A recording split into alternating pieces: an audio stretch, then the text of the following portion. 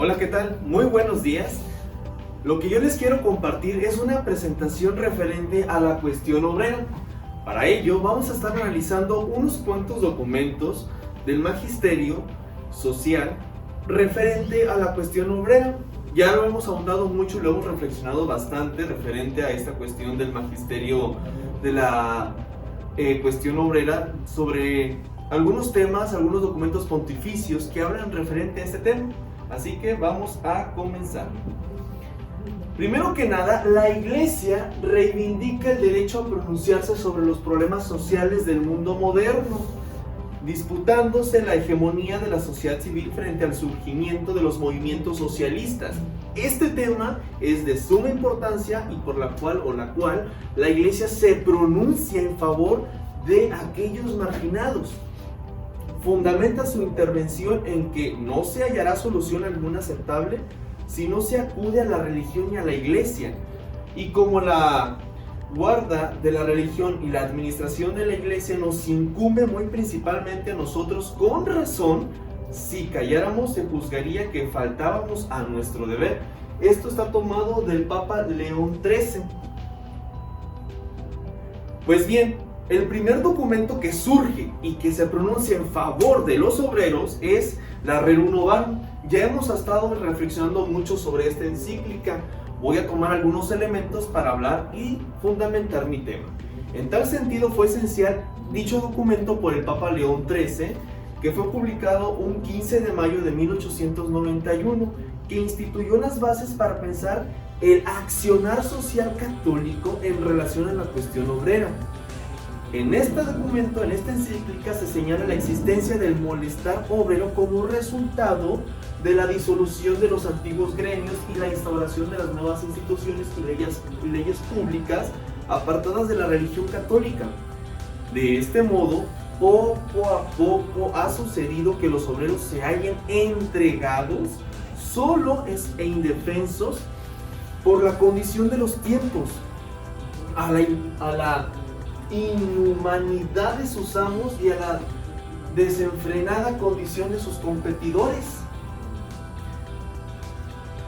Otra encíclica que surge en defensa y derecho de los obreros es la Quadragesimus Annus, que fue publicada en 1931 por el Papa Pío XI, ya que hace referencia a ¿qué? Primero que nada al derecho laboral, y luego al derecho de la propiedad y liberalidad como natural, y el debate sobre el capital y el trabajo.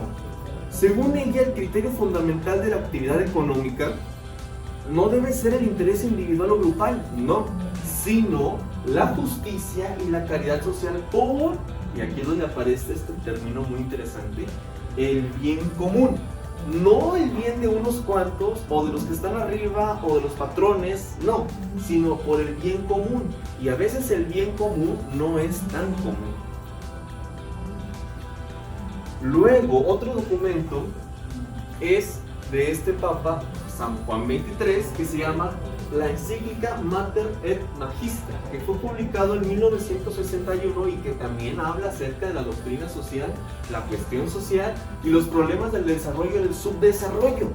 En estos tiempos ya estamos viviendo un mundo que está germinando, que está creciendo, que está floreciendo y que está progresando excesivamente a tal grado de que hay un parteaguas entre ricos y pobres. Se convoca, además de ello, por si fuera poco, un concilio ecuménico que se llama Concilio Ecuménico Vaticano II en 1962, y este concilio renueva la Iglesia, es un concilio renovador. Hay otro documento, Pacem in Terris, también de Juan XXIII, y en este documento aborda cuestiones sobre la paz en la tierra, porque había un choque, dos bloques y dos superpotencias, Estados Unidos y la Unión de Repúblicas Socialistas Soviéticas. Bueno, otro documento que habla también del Papa Juan XXIII es la Ecclesia Sua, sobre la propuesta de Pablo VI y de repensar la Iglesia no en relación al dogma, sino a dialogar, después de las transformaciones resultadas en el Concilio Vaticano II.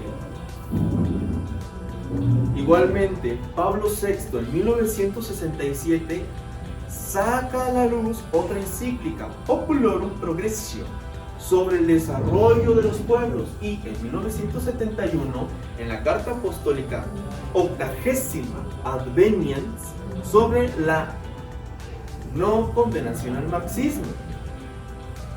Otro documento que sale, o mejor dicho, un movimiento, pero no de la iglesia, sino de sacerdotes para el tercer mundo, desde fines de 1967.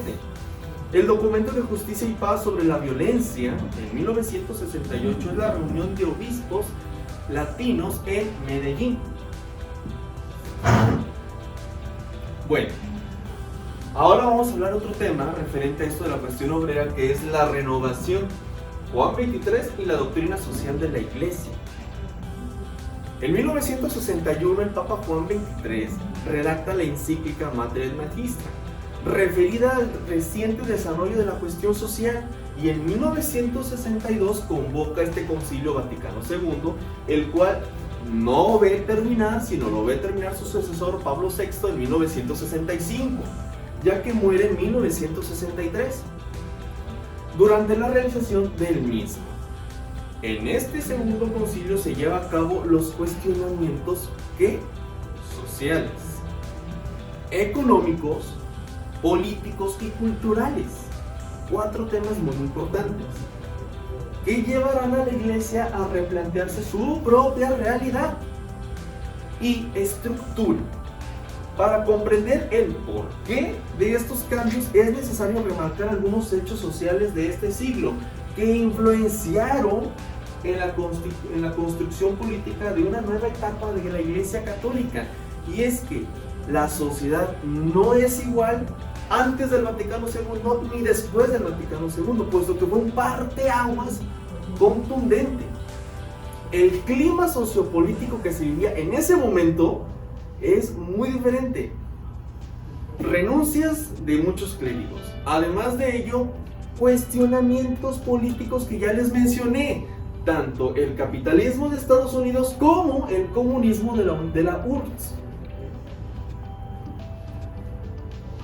Bueno, la significación de Juan XXIII radica en que se vuelve a ocupar de la cuestión de los excluidos, pero en un nuevo contexto político, económico a nivel mundial. Contexto que ya les estaba hablando mucho. En la sección sobre los nuevos aspectos de la cuestión social se hace hincapié en diversos asuntos económicos políticos que afectan a las naciones. Se mencionan algunas características a tener en cuenta. En una economía que haya equilibrio entre los diversos sectores. ¿Se acuerdan lo que les hablé de parteaguas entre ricos y pobres y el gran abismo que hay entre ellos? Bueno, pues es un tema claro. Garantizando un nivel de vida, ¿qué cosa? Digno a todos los ciudadanos y, sobre todo, algo que no es tan común, pero que habla sobre el bien común, que muchas veces no es un bien común. Pablo VI será quien organice a través de la encíclica Ecclesia Suam en 1964 las transformaciones que se estaban resolviendo en el Concilio Vaticano II. Se encargará de desarrollar las 2 encíclicas más revolucionarias escritas desde el Vaticano II, que son, ¿cuáles? Populorum Progressio de 1967 sobre el desarrollo de los pueblos, y la Carta Apostólica 80ª Adveniens de 1971 sobre la relación con el marxismo. Pues bien, frente a los problemas de la pobreza creciente, ¿se acuerdan que les mencioné que el mundo estaba empezando a acelerarse? Bueno, la explotación de los trabajadores, los partidos revolucionarios, los movimientos de liberación nacional, era necesario que la Iglesia diese una respuesta que, sin duda, se produjo a través de la Populorum Progressio.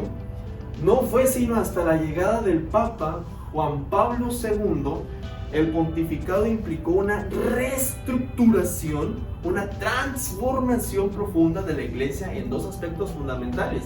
Y es que este sumo pontífice fue quien movió la iglesia y empezó la iglesia en salida, lo que ahora el Papa Francisco está retomando, puesto que este Papa fue misionero y a lo largo de sus viajes siempre tocaba un tema referente a la cuestión social y a la doctrina social.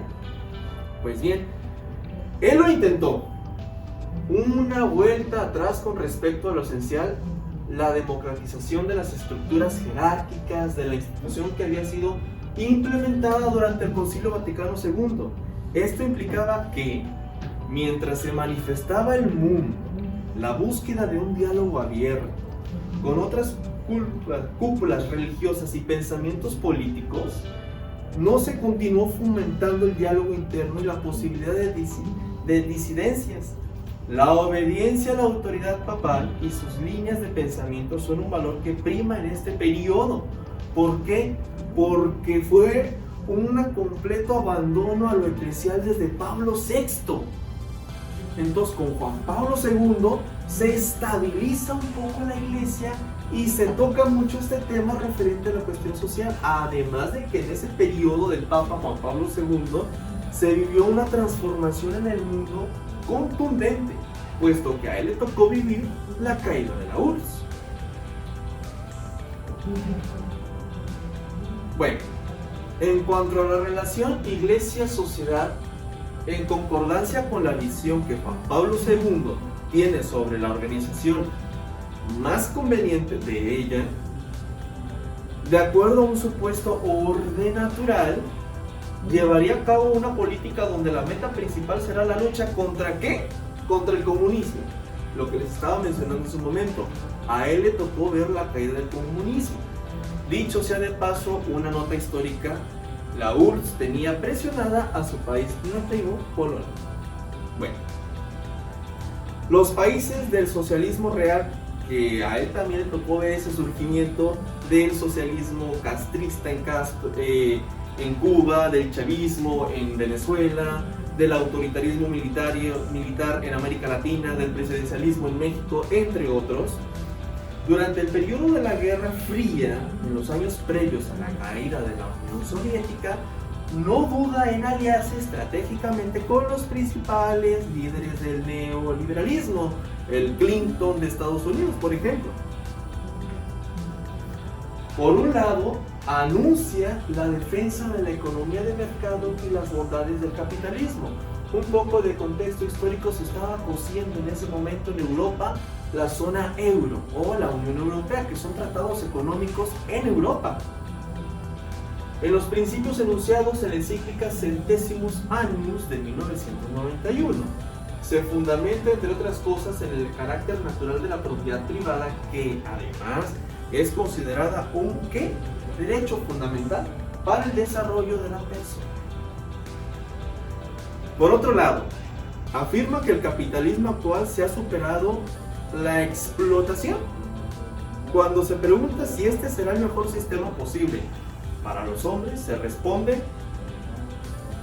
si por capitalismo se entiende un sistema económico que reconoce el papel fundamental y positivo de la empresa, del mercado, de la propiedad privada y de la consiguiente responsabilidad para con los medios de producción, de la libre cautividad humana en el sector de la economía, la respuesta es ciertamente positiva.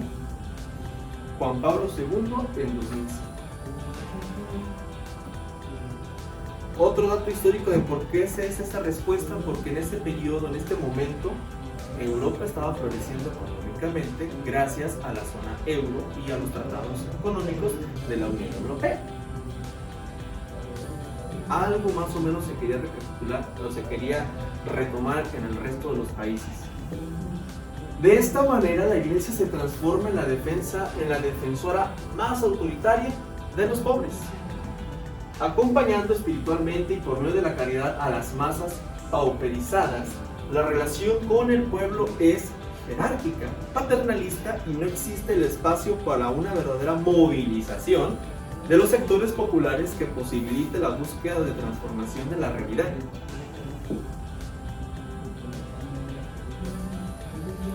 Otra consecuencia es la especulación financiera a escala mundial, considerada en su momento por la Iglesia como una expresión de la libre iniciativa. Ha sido el fenomenal endeudamiento de los países del tercer mundo, lo que les comentaba hace un momento, ¿no? Que fue la herencia para América Latina, el que la militarización, los dictadores y el presidencialismo. Bueno, en cumplimiento con las obligaciones de la deuda externa, condena a grandes mayorías a situaciones de miseria e indignidad. Sin embargo, este Papa plantea la necesidad del pago de las deudas, salvo que este pago implique sacrificios insoportables. Casualmente algo que estamos viviendo. Bueno, y yo creo que ya para concluir, nuestro trabajo queremos señalar cómo lo hace Díaz Salazar, que Gramsci ve la historia del cristianismo como el ejemplo por antonomasia del proceso de hegemonía de una ideología y de una organización, y también de cómo se puede conquistar, potenciar, conservar, defender y perder dicha hegemonía. Por ello es que en esta ponencia intentamos exponer cómo la Iglesia caracteriza la cuestión social para poder reflexionar sobre sus relaciones con la sociedad política y sus transformaciones para reconquistar la sociedad civil. Sin más por el momento, no sé si se tenga alguna duda referente a este tema. ¿No? Bueno, pues muchísimas gracias, Padre, por su atención, y en un momento más le enviaré los archivos a su correo. Que disfrute su estancia en Roma. Hasta la próxima.